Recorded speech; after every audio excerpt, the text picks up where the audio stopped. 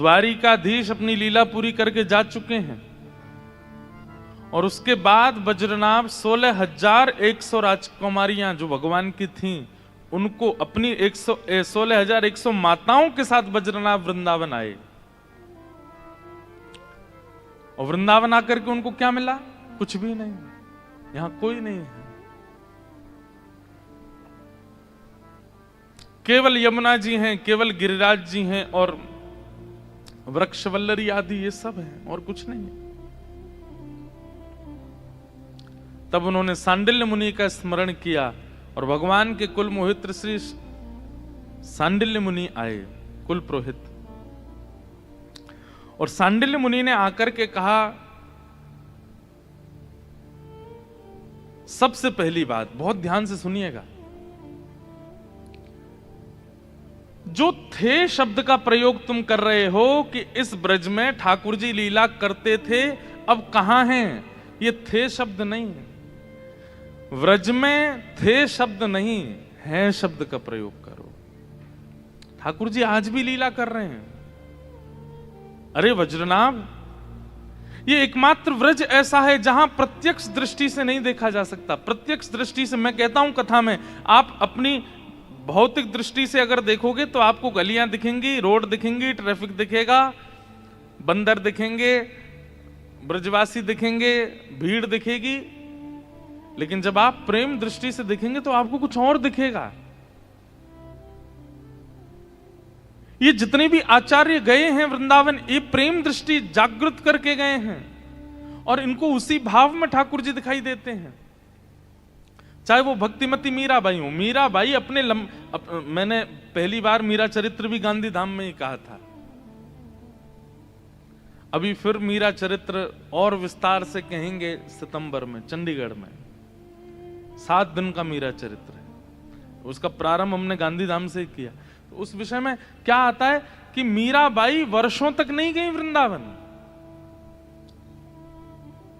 मीराबाई के जीवन में कई घटनाएं घट गईं। उनका विवाह कर दिया गया, उनके पति जिनसे विवाह हुआ उनकी मृत्यु हो गई, उनके देवर ने खूब प्रताड़ना कर दी, उनके परिवारी जनों ने क्या क्या नहीं किया। उसके बाद वो अपना ससुराल छोड़ के पीहर आ गई। फिर उसके बाद भी बहुत वृंदावन नहीं गई। क्यों?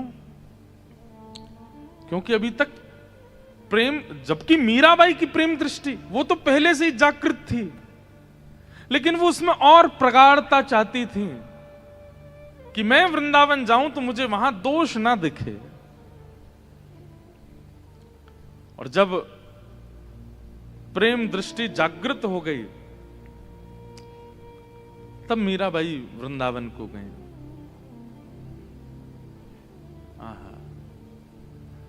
और वृंदावन जाकर के उनको भौतिक वृंदावन का दर्शन नहीं हुआ, उनको नित्य वृंदावन का दर्शन हुआ। जिस गली में देखती हैं, जिस चौबारे पर जाती हैं, जिस आंगन में घूमती हैं मीराबाई, सब जगह उनको ठाकुर जी का अनुभव हो जाता है। अरे कहां तक कहें, बड़े बड़े साधकों को भी, कथा बड़ी प्रसिद्ध है कि जीव गोस्वामी पाद किसी स्त्री को नहीं देखते थे, लेकिन मीराबाई दर्शन करने के लिए आई तो सेवकों ने कहा कि हमारे गुरुजी स्त्रियों से नहीं मिलते। तो मीराबाई कहती, अच्छा आपके गुरुजी स्त्रियों से नहीं मिलते? बोले नहीं, इसका मतलब आपके गुरुजी पुरुष हैं। सेवक बोले और नहीं तो क्या? अरे भैया, हमने तो सुना था कि इस वृंदावन में सब स्त्री हैं, पुरुष तो केवल कृष्ण हैं। जहां पर देवादिदेव महादेव गोपीश्वर बनकर के आते हैं, जहां पर देवादिदेव महादेव शंकर भी गोपी बनकर के आते हैं, वहां आपके गुरुजी पुरुष हैं। वृंदावन में तो एक ही पुरुष सुना था हमने, आपके गुरुजी भी पुरुष हैं। ऐसा कहकर के मीराबाई तो चली गई। लेकिन शिष्यों ने ये बात जाकर के जब जीव गोस्वामी जी से कही कि मीराबाई बोल रही हैं कि वृंदावन में केवल एक पुरुष है, बाकी सब गोपी हैं। उसी दिन जीव गोस्वामी बोले कि भजन तो वर्षों से कर रहा था, साधन तो बहुत दिनों से कर रहा, पर फल आज मिला। क्या? कि ये देह बुद्धि मेरे अंदर थी कि मैं पुरुष हूं और वो स्त्री है, और उसने आकर के मेरी इस देह बुद्धि को नष्ट कर दिया कि वृंदावन में केवल एक पुरुष है। और गए और मीराबाई को देख करके अपना ये नियम तोड़ दिया कि मैं स्त्रियों से नहीं मिलूंगा। ये है प्रेम दृष्टि कि मीराबाई स्वयं तो सब जगह श्री कृष्ण का अनुभव कर ही नहीं है वृंदावन में, और जो साधक वर्षों से वृंदावन में उनका भी जाकर के कृष्ण दर्शन करा रही हैं। वृंदावन सामान्य नहीं है, इसलिए वृंदावन में थे शब्द का प्रयोग नहीं, वृंदावन में है शब्द का प्रयोग। ठाकुर जी लीला करते थे नहीं, करते हैं आज भी। और फिर उसके बाद सांडिल्य मुनि ने दर्शन कराया, मुझे देखो वहां दिख रहे हैं, मुझे देखो वहां दिख रहे हैं, आदि आदि सब जगह जब ठाकुर जी का अनुभव होने लगा, तब वज्रनाभ ने कहा, भगवान मैं ऐसा क्या करूं कि ब्रज मुझे स्वीकार करे। तब सांडिल्य मुनि ने 4 बातें कही। एक बात आपने बहुत सुनी होगी, नाम रूप लीला और धाम। नाम रूप लीला और धाम, ये 4 भक्ति की प्रणाली हैं, प्रेम लक्षणा भक्ति की प्रणाली हैं। परंतु इन चारों को इस क्रम से नहीं करना है। नाम रूप लीला और धाम ये बाद का क्रम है, इससे पहले का क्रम कुछ और है। क्या? धाम लीला रूप फिर नाम। समझ में आई बात? सबसे पहले धाम, और फिर धाम में लीला, लीला में रूप, और रूप के बाद नाम। और अभी जो कलयुग चल रहा है ना, इसमें तो यही प्रणाली अपनानी पड़ेगी। पहले धाम जाओ, पहले वृंदावन जाओ। अब वृंदावन के जो सुंदर सुंदर घाट हैं वहां पर जाओ, जैसे कि कालीद है। आप लोग वृंदावन जाएंगे तो वृंदावन परिक्रमा लगाएंगे तो रास्ते में पड़ेगा कालीद है, जहां पर भगवान ने कालिया नाग के ऊपर नृत्य किया। तो जब कालीदह का दर्शन करो तो ये नहीं आना चाहिए ठाकुर जी ने नृत्य किया, वहां बैठ करके थोड़ी देर चिंतन होना चाहिए। मतलब धाम में तो आ गए, अब धाम में उस स्थान पर बैठ के लीला, लीला का चिंतन करो। अब लीला का चिंतन कैसे? सुनो, श्री जयदेव महाप्रभु कहते हैं, बहुत ध्यान से सुनिएगा, यही प्रकल्प बताया है यहां पर सांडिल्य मुनि ने कि धाम जाओ और धाम में जिस स्थान का दर्शन करो वहां उस स्थान पर लीला का अनुभव करो। राधा रमण जी गए हैं तो आप राधा रमण जी को देखो तो आपके सामने झांकी आनी चाहिए कि श्री गोपाल भट्ट जी के शालिग्राम जी थे। गोपाल भट्ट जी बड़े व्याकुल रहते थे। एक दिन उन्होंने निवेदन किया कि नाथ आपके भी नेत्र हों, नासिका हों, होठ हों, कान हों, हाथ हों, पैर हों। और एक दिन उनकी विरह भावना से ये स्वरूप प्रकट हो गया। इस भावना से जब आप उस धाम का दर्शन करोगे तो वो धाम अवस्थित हो जाएगा चित्त में, मतलब लीलात्मक धाम का दर्शन। बहुत ध्यान से सुनिएगा। कालीदह, कालिया विषधारा गंजन जनरंजन जनरंजन। अभी महाप्रभु जगन्नाथ जी अनवसर में चले गए हैं। अगर आप लोगों के घर पे कहीं भी जगन्नाथ जी का स्वरूप हो, जगन्नाथ जी, हमारी कथा में रोज जगन्नाथ जी विराजते हैं, आज नहीं आए हैं क्योंकि अगले 15 दिन के लिए जगन्नाथ जी अब अनवसर में हैं। इसलिए किसी के घर पर अगर चित्र भी हो ना जगन्नाथ जी का, तो एक सुंदर वस्त्र पर इत्र लगा के जगन्नाथ जी को धरा दो। अभी 15 दिन दर्शन नहीं करना है जगन्नाथ जी का।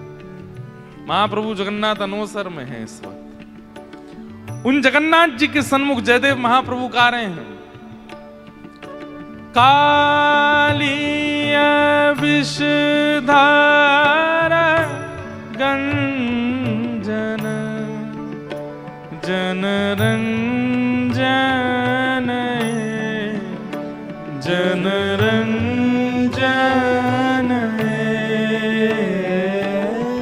यदुकुल नलिन दिनेश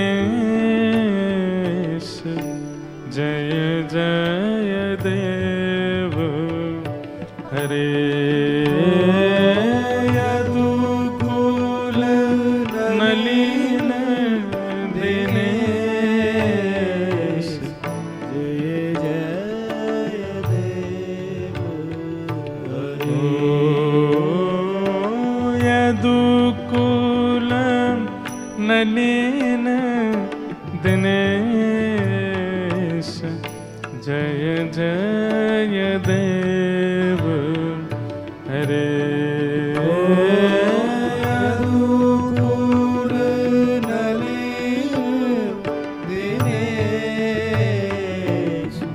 जय जय देव। कितनी अच्छी बात है, बहुत ध्यान से सुनिएगा। धाम जाओ और धाम में जिस स्थान का दर्शन करो वहां की लीला का चिंतन करो।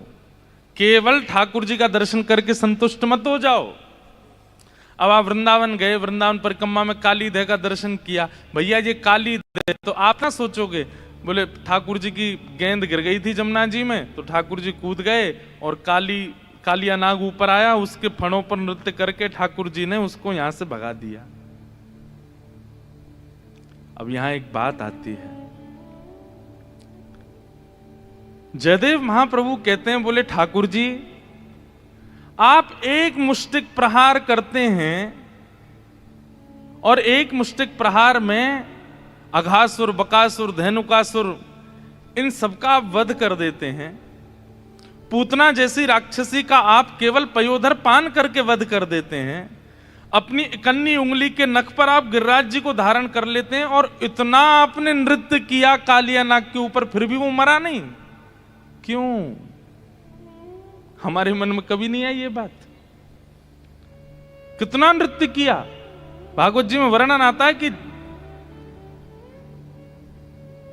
चम चम चम चारण धारत, चम चम चम चारण धारत, बिम बिम बिम बिनती करत, बिम बिम बिम बिनती करत, नाग वधू तारी तांडव, गति मुंडन पर तांडव, गति मुंडन पर तांडव, गति मुंडन पर तांडव, गति मुंडन पर निरतत बनवारी तांडव, गति मुंडन पर तांडव।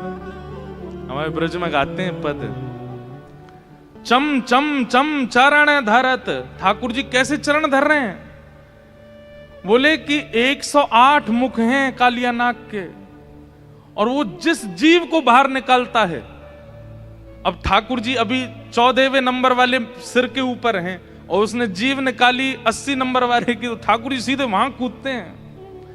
जिस जीव को निकालता उसी पर ठाकुर जी का दूसरा छोटे से कन्हैया, इतना विशाल कालिया नाग और इतनी द्रुत गति से ठाकुर जी उसके ऊपर नृत्य कर रहे हैं। और कहते हैं नृत्य करते करते ठाकुर जी ने जो जो जीव उसने निकाली वो जीव पकड़ ली ठाकुर जी ने। एक पकड़ी, दो पकड़ी, तीन पकड़ी, एक प्रकार से जैसे एक रथ हाँकने वाला रस्सी पकड़ लेता है, ऐसे ठाकुर जी ने समस्त जीव पकड़ ली कालिया नाग की। रक्त मंडित हो गया उसका मुख, लेकिन मरा नहीं। ठाकुर जी आपने कालिया नाग को क्यों नहीं मारा?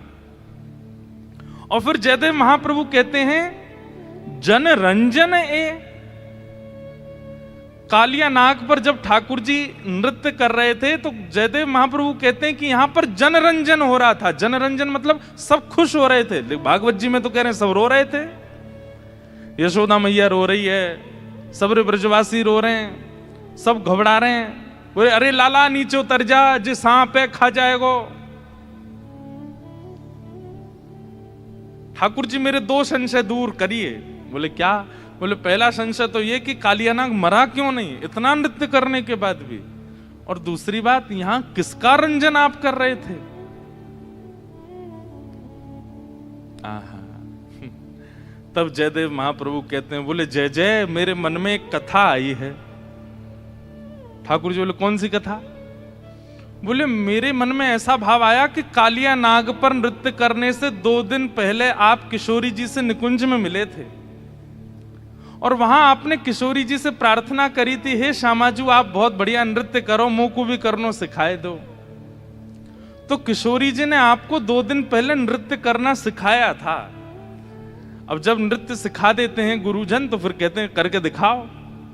तो आपने कहा, बोले हे श्यामाजू यहां नहीं दिखाऊंगा। बोले तो कब दिखाओ? बोले सुंदर मंच मिलेगा वहां दिखाऊंगा। मंच मिलेंगे, देखने वाले दृष्टा मिलेंगे, तब आपको नृत्य दिखाऊंगा। ठाकुर जी हमें ऐसा लगता है कि कालिया नाग वध नहीं किया आपने। ये कालिया उद्धार लीला जो थी, ये श्री जी को आप नृत्य दिखा रहे थे। आप कंडुक क्रीड़ा करके गए, कालिया नाग के जैसे ही फण खुले तो आपने देखी याते बढ़िया मंच नहीं मिलेगा, ऐसा गुदगुदो मंच है बढ़िया वर्सेटाइल मंच है, सबसे बढ़िया मंच है। तो आप उसके ऊपर चढ़ गए और चढ़ करके आप जब नृत्य कर रहे थे तो सामने खड़े ब्रजवासी तो रो रहे थे, लेकिन पीछे खड़ी हुई श्यामाजू वो आपकी एक एक अदा को देख रही थी। आप हाथ कैसे कर रहे हैं, आप चरण कैसे कर रहे हैं, आप नेत्र कैसे घुमा रहे हैं, आपकी मुस्कान कैसी है। इसलिए जनरंजन है। बोले जन कौन है? ब्रजवासी जन। और उन ब्रजवासी जनों की अधिष्ठात्री किशोरी जी का आप रंजन कर रहे थे। इसलिए आपने कालिया नाग का वध नहीं किया। क्यों? क्योंकि उसके माध्यम से आपने श्री जी को प्रसन्न किया। जगन्नाथ महाप्रभु बोले इतनी गहराई में तुम ही सोच सकते हो जयदेव, और किसी की बस की बात नहीं है। और एक बात कहते हैं, बोले क्या? बोले सत्य कह रहे हो, यही बात है। हम किशोरी जी को नृत्य करके दिखा रहे हैं, इसलिए हमने कालिया नाग का वध नहीं किया।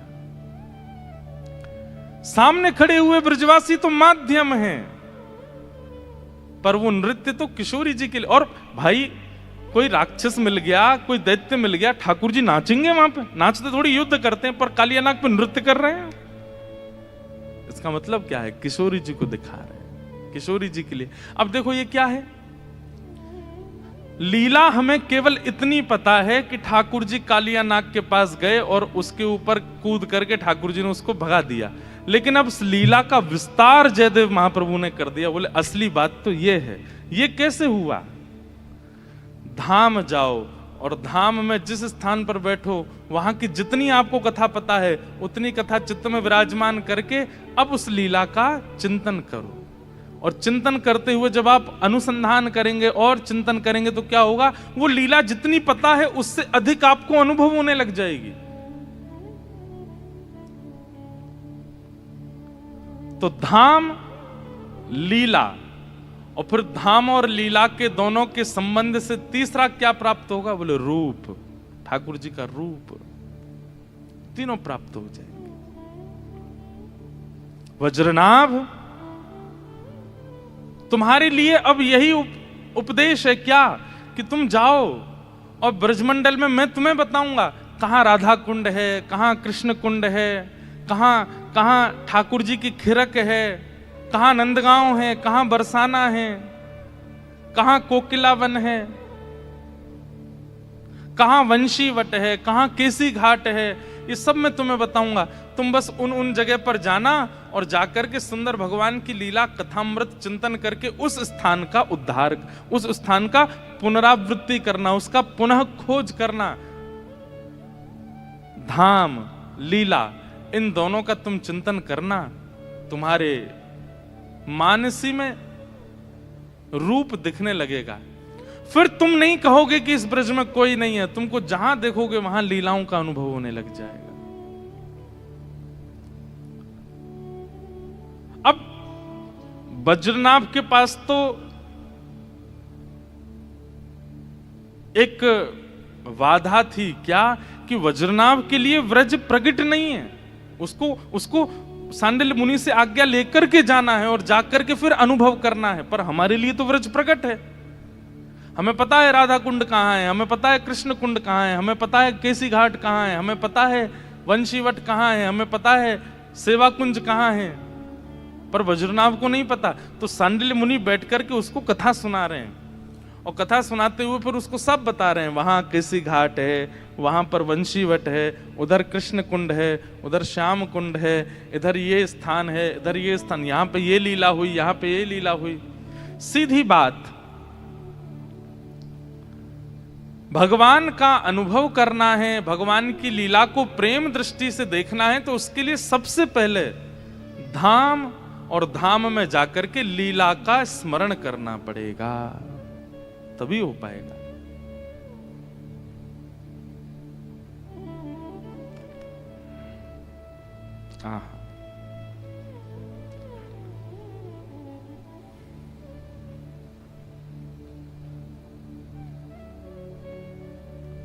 निकल पड़े वज्रनाभ और ब्रज का उत्थान करने लगे। जो भगवान कृष्ण के जाने के बाद ब्रज पूरा वनमय हो गया था, उस वन को अब उत्थान करके उसको व्यवस्थित करने लगे वज्रनाभ। लीलाएं सुनते हैं और सुनकर के फिर जाते हैं, उस स्थान को खोजते हैं, उसको प्रकट करते हैं। व्रज को 2 बार प्रकट किया गया है बंधुओं कलिकाल में, बहुत ध्यान से सुनिएगा।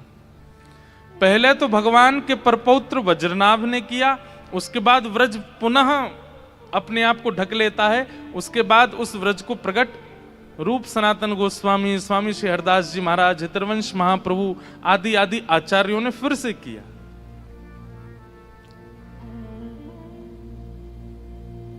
आहा,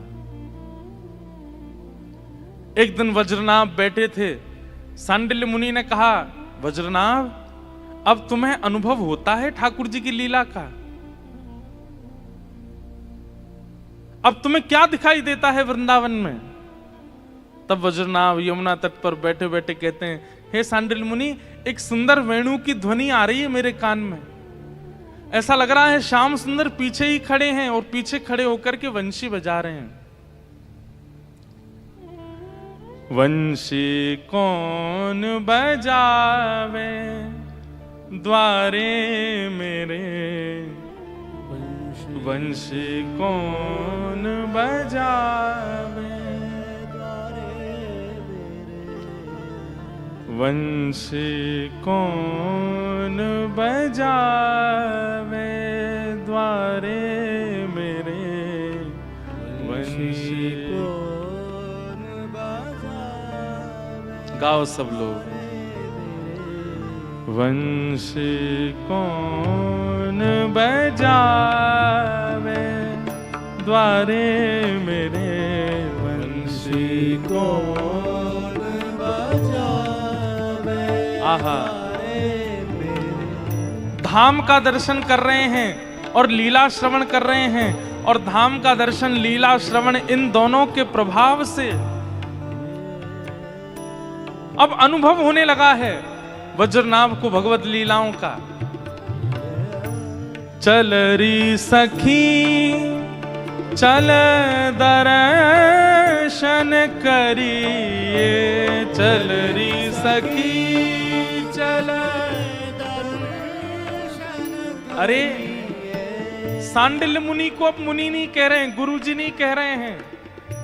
वज्रनाभ स्वयं को एक सखी मान रहा है और सांडिल्य मुनि का हाथ पकड़ करके कह रहे हैं, चल री सखी चल दर्शन करिए, चल री सखी चल दर्शन करिए, चल री सखी चल दर्शन करिए, चल री सखी। किसके?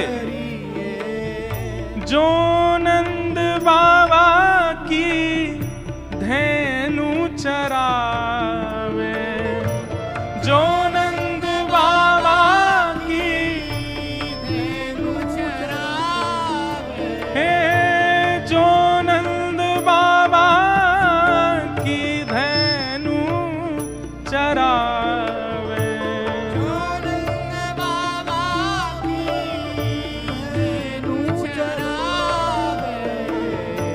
द्वार में वंशी कौन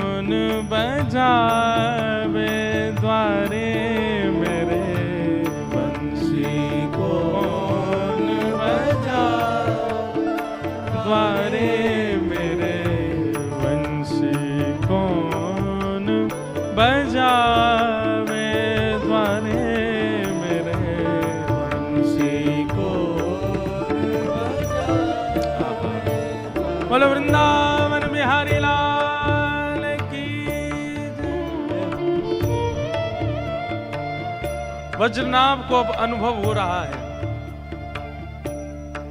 जो वज्रनाभ ये कहता हुआ आया था कि इस ब्रज में लीला होती थी, अब उसे प्रत्यक्ष दिख रही है।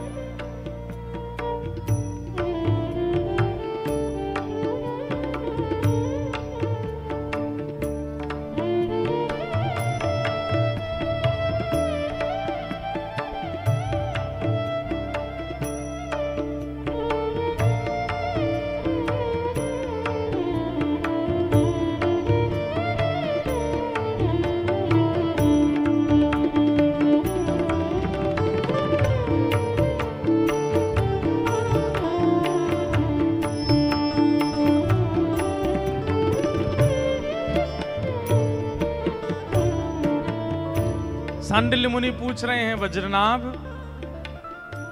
अब क्या देख रहे हो तुम? बोले ठाकुर जी वन से गैया चरा के हुए आ रहे हैं वापस, और सब ब्रज गोपियां अपनी अपनी अटारियों पर खड़ी हैं, कोई अपने जंगले पर खड़ी हैं, कोई अपने द्वार पर खड़ी हैं, सब ठाकुर जी की उस श्याम मनोहर झांकी का दर्शन कर रहे हैं। आहा, ठाड़ी अटारी ब्रज की नारी, ठाड़ी अटारी ब्रज की नारी, गाइए, ठाड़ी अटारी ब्रज की नारी,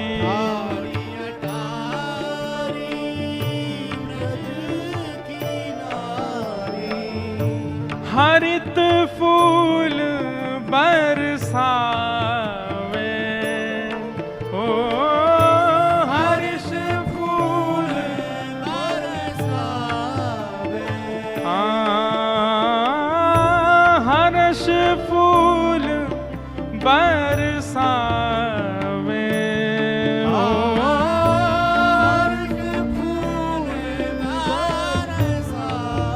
हे द्वारे मेरे वंशी कौन बजावे, द्वारे मेरे वंशी कौन बजावे, द्वारे मेरे वंशी कौन बजावे, द्वारे मेरे वंशी कौन। बंधुओं, भगवान की सबसे मधुर लीलाओं में एक मधुर लीला है जिसका नाम है छाक लीला। छाक लीला का मतलब क्या है? ठाकुर जी जब वन भोज करने के लिए जाते हैं, वन में अपने अपने घरों से सब ब्रजवासी निकल के आते हैं, अपनी अपनी बछिया गैयाओं को लेकर के, और सब नंद भवन पर प्रतीक्षा करते हैं कि लाला आ रहा होगा। तब अपनी छोटी छोटी गैयाओं को लेकर के ठाकुर जी आते हैं बाहर। और कैसे आते हैं, वो झांकी कैसे पता है?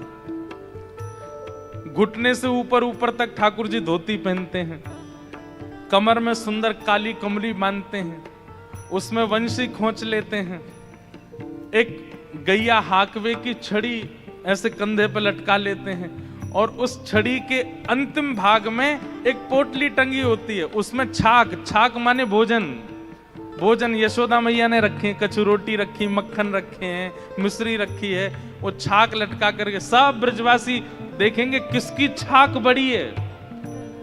मतलब छड़ी पर टंगे भय जो अंतिम भाग में जो वस्त्र हैं वो कौन को बड़ो है, कभी मधुमंगल को बड़ो है, कभी श्रीदाम जा को बड़ो हो, सब कहें लाला आज तो या की छाक ज्यादा बड़ी लग रही है, यही की पामेंगे सब लोग।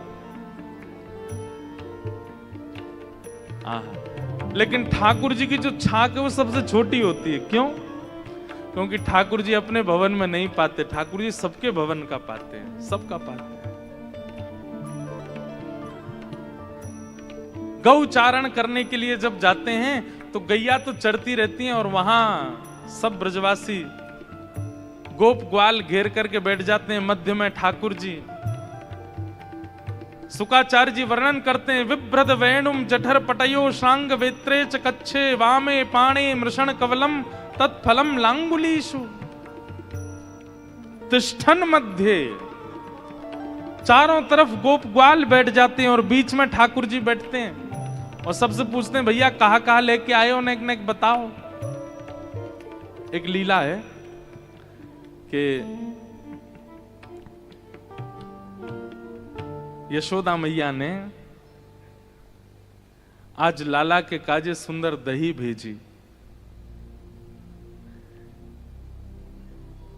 लेकिन जैसे ही कोई सामग्री ठाकुर जी के पास आती है, ठाकुर जी का भाव है कि पहले श्री जी को निवेदित करते हैं, किशोरी जी को निवेदित करेंगे, अच्छी सामग्री आवेगी फिर उसके बाद पाते हैं। तो आज जैसे ही वन में भोजन करने के लिए ठाकुर जी गए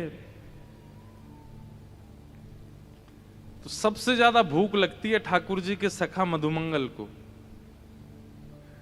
वन में पहुंचने की देरी नहीं होती कि चिल्लाना शुरू कर, लाला भूख लग रही है बहुत जोर से, जल्दी से छाक खोल ले, लाला अभी तो भूख लग रही है, कब पहुंचेंगे हम, कब बैठेंगे, जल्दी खोल ले, अरे मुकुश श्रीदामा की छाक में ते अचार की खुशबू आ रही है, लाला जल्दी खोल ले। ठाकुर जी कहें तो नेक में ही भूख लगी आवे, भोजन को कोई नाम बोल दे तेरे मुंह में ऐसा पानी आवे, तो सुबह बाल भोग ना करके आयो, करके आयो लाला, इतने चल के आए ना बात मेरे सबरो भोजन पच गो, मुंह फिर तो भूख लगी आई।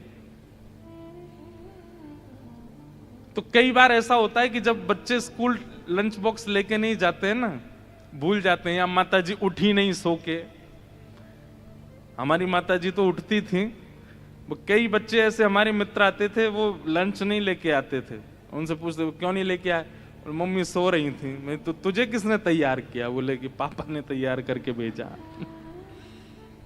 अब पिताजी को रसोई बनानी आती नहीं, मैंने कहा अब तू भोजन कैसे करेगा, बोले कह रहे थे पिताजी की लंच टाइम तक आ जाएगा, तो होता था। फिर लंच टाइम पे वो कोई आते थे नीचे से टीचर, वो तुम्हारा लंच बॉक्स आ गया ले आओ, ऐसा होता था। आप लोगों के संग पता नहीं, हमारे संग तो होता था। कई बच्चे ऐसे आते थे, उनकी माता ही सोती रह गई तो बेचारे लंच पीरियड पे ही उनका लंच बॉक्स आता था। तो कई बार यशोदा मैया सोती नहीं रह जाती हैं, ठाकुर जी ही जल्दी भाग जाते हैं, छाक लेके जाते नहीं। तो फिर यशोदा मैया किसी सखी के हाथ छाक भिजवाती हैं, उसको कहते हैं छकियारन। क्या बोलते हैं? जो ठाकुर जी की छाक लेके जाती है, छकियारी। तो इसमें दो बातें हैं कि ठाकुर जी छाक लेकर के क्यों नहीं जाते। उसमें पहली बात तो ये है कि ठाकुर जी को ये लगती है ग्वाल बाल बेचारे द्वार पे इतनी देर से ठाड़े हैं मेरे दर्शन के काजे, मैं विलंब ना करूं, जल्दी चलो जाऊं। तो ठाकुर जी जल्दी बाहर आ जाते हैं। और दूसरा भाव यह है कि ठाकुर जी जब छाक लेकर के नहीं जाते तो किसी गोपी को अवसर मिलता है छाक लेके वन में जाने का, और उसको ठाकुर जी के दर्शन का सौभाग्य मिल जाता है। पीछे वाले नेक नेक आगे खिसक आओ, हाँ थोड़े थोड़े आगे आ जाओ, पर बिना इधर उधर देखे आगे आओ, हमको देखते हुए आओ। गांधी धाम वाले इससे भी बड़ा हॉल बनवा लो अगली बार के लिए, तब आवेंगे। आप लोग इतने भाव से आते हैं, इतने प्रेम से श्रवण करते हैं, तो ध्यान से सुनना, ये छवि का दर्शन वज्रनाभ को हो रहा है जो हम अनुभव करा रहे हैं। तो आज ठाकुर जी छाक लेकर के नहीं आए। मधुमंगल बोलो मुझे तो भूख लग रही है, अरे मेरे तो पेट में दर्द है लगो, अरे मुझे तो बहुत जोर से भूख लगी है। सब सखा के बोले लाला जी तो भूखो ही रहे 24 घंटा, या तो नेक में ही भूख लगी आवे। सुबह बाल भूख करके निकला है घर से, वो केवल इतनी दूर गयो है कि केवल घर से निकल के वृंदावन से बाहर यमुना जी के तट पर, इतने में तो भूख लगी आई उसको। और ये कैसा है, अभी छाक आरोग लेगो, छाक पालेगो, और छाक पावे के बाद जब वापस घर जाएगो फिर रोने लगेगो कि मुझे भूख लग रही है, मेरो सबरो पच गो, चल के आया हूं, इतनी भूख लगे। मधुमंगल बोलो लाला भूख लग रही है। ठाकुर जी बोले मैं तो छाक लायो नहीं हूं, कोई छकियारी आ रही होगी देखियो। तो मधुमंगल ऊंचे ऊंचे वृक्षों पर चढ़ करके ढूंढ रहा है, अरे कोई छकियारी आई का, कोई छकियारी आई का, कोई भोग लेके आ रही है का घर से। और बार बार कहे लाला अभी तो कोई दिख ना रो, अभी तो कोई आए ना रो। तो ये लीला एक दो दिन की नहीं है, रोज सी होती है। तो छकियारिन दूर से ही देख लेती है कि एक पेड़ पर मधुमंगल चढ़ा हुआ है और ये भोजन की प्रतीक्षा कर रहा है। तो जानबूझ के छकियारी कहीं और चली जाती है कि और व्याकुल हो जाए। लेकिन आज यशोदा मैया ने ऐसी सुंदर दही भेजी, क्योंकि यशोदा मैया को पता रोटी तो ये दूसरे इनके घर की खावे को, मैं कुछ सामग्री भिजवा दूं। वह दही को देख करके ठाकुर जी के मन में इतना सुख आयो। जैसी छकियारी आई, मधुमंगल नीचे आगो, आकर के लड़न लगो, हेरी तो इतनी देर लग गई, इतनी देर लगो करे, हम यहाँ भूखे बिलबिला रहे हैं, भूख लग रही है, लाला बेचारो भूखो बैठो है। ठाकुर जी बोले सांची बोले कर, कोई और भूख ना लगी, यही लग रही है सबसे ज्यादा। लेकिन दही का रूप रंग देखते ही ठाकुर जी बोले ये तो पहले श्री जी को पधरानी चाहिए। और तुरंत मधुमंगल के हाथ से ठाकुर जी ने दही ले ली। बोले सुनो बैठो यहीं पे। बोले लाला कावे हो? बोले तो पता है हमारे ब्रज में एक वृक्ष है। बोले तो वह वृक्ष के नीचे सामग्री धरवे थे, वृक्ष में थे अमृत बिंदु गिरे। वो अमृत बिंदु गिरते ही भोजन जो है का अमृत तुल्य है जाए, वाकु पावे के बाद में युवावस्था बनी रहे। मधुमंगल बोला अच्छा लाला। फिर बोले नेक देर प्रतीक्षा कर, मैं यहां में अमृत बिंदु डलवा के लाऊं। अरे लाला हमारे तो प्राण ही निकल जाएंगे, तू कहां जाएगा? ठाकुर जी बोले तू बैठो रे मैं जा। बोले हम ले चल। बोले ना है एक ही व्यक्ति जा सके, ज्यादा जामे तो अमृत ना निकले। अच्छा ठीक है लाला चलो जा। ठाकुर जी लेकर के दही सीधे पहुंचते हैं गिरिराज जी, और गिरिराज जी में जाकर के श्री जी को पवाते हैं। श्री जी के संग छाक लीला करते हैं। ठाकुर जी कुंज और निकुंज दोनों में एक साथ लीला कर लेते हैं। जहां ग्वाल बाल है ये कुंज है, और जहां श्री जी है वो निकुंज है। भैया कोई चिल्ला करके मत बोलो, पीछे से कथा चल रही है ना, धीमे धीमे बोलो। सब लोग इधर देखो। श्री जी को जाके पवा दी। श्री जी ने खूब प्रेम से पाई, और जब श्री जी ने भोग लगाया ठाकुर जी बोले अब दे दो, अब लेके जाऊं यार। और जैसे ही आए वापस आकर के सब ग्वाल बाल मचल रहे हैं। बोले लाला भूख लग रही है, जल्दी बैठ जा आए के।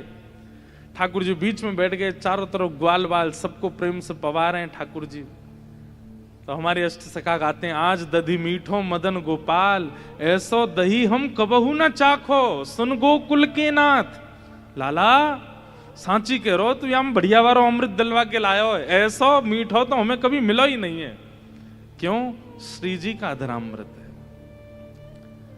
आज ठाकुर जी इतने प्रसन्न हो गए कि ये मधुर सामग्री लाकर के देने वाली वो छकियारिन कौन सी है, उसको ढूंढो। क्योंकि उसने श्री जी के अधर से हमारे छाक को पहुंचवा दिया। आज उसको इनाम मिलना चाहिए। तो ठाकुर जी जब लौट करके आए हैं तो उस छकियारिन को ढूंढ रहे हैं। यशोदा मैया से कह रहे मैया आज तूने कौन सी गोपी भेजी छाक लेके? तो मैया बता रही है वो गोपी। तो ठाकुर जी उसके घर गए, और जैसे ही उसके घर गए हैं वज्रनाभ इस लीला का दर्शन कर रहे हैं। हाँ सावर सखी बड़ी बड़ भागनी, सावर सखी बड़ी बड़ भागनी, सावर सखी बड़ी बड़ भागनी, सावर सखी बड़ी बड़ भागनी, जिन हरि कंठ लगायो, जिन हरि कंठ लगायो, जिन हरि कंठ लगायो,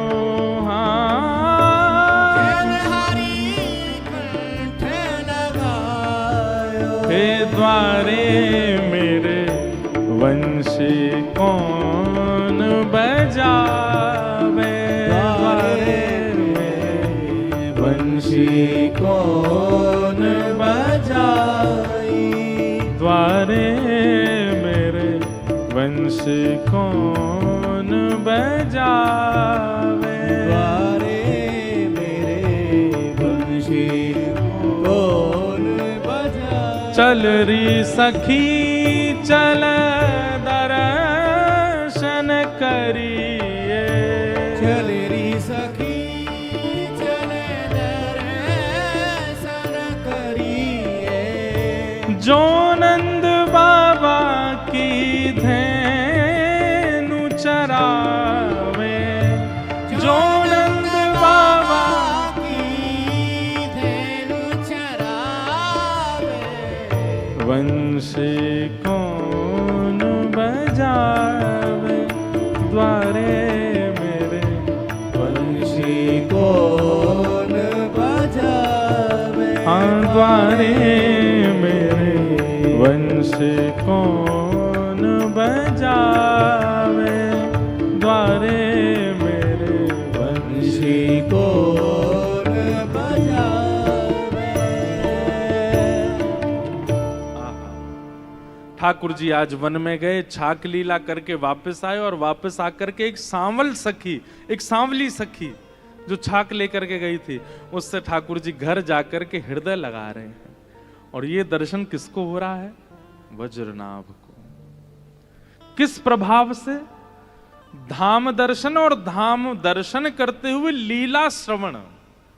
धाम दर्शन और लीला श्रवण ये दो साधन किए हैं और इनका परिणाम क्या हुआ कि रूप का अनुभव होने लगा, दिखने लगे ठाकुर जी। जिस वृंदावन में कोई नहीं दिख रहा था वज्रनाभ को, उस वृंदावन में लीला दिखने लगी, गली दिखने लगी, चौबारे दिखने लगे, अटारी दिखने लगी, सखियां दिखने लगी, लीलाएं दिखने लगी। सांडिल्य मुनि के चरणों में प्रणाम किया, बोले भगवान सब आपकी कृपा। तो ये भजन का रूप है। सबसे पहले तो धाम जाओ और धाम में जिस स्थान पर जाओ उस स्थान की लीला श्रवण करो। आप गोवर्धन गए हैं परिक्रमा लगाने, लेकिन गिरिराज जी की लीला नहीं सुनेंगे तो परिक्रमा का कोई फल नहीं मिलेगा। फल तो मिल जाएगा, लेकिन फल चाहते हो वो बात अलग है, पर प्रेमी लोग फल नहीं चाहते। प्रेमी लोग तो केवल प्रेम आस्वादन चाहते हैं। तो इसलिए गिरिराज की कोई लीला सुन करो वहां बैठ करके। राधा कुंड गए तो राधा कुंड की लीला सुनो, कृष्ण कुंड गए तो वहां की लीला सुनो, नंदगांव गए तो वहां की लीला सुनो।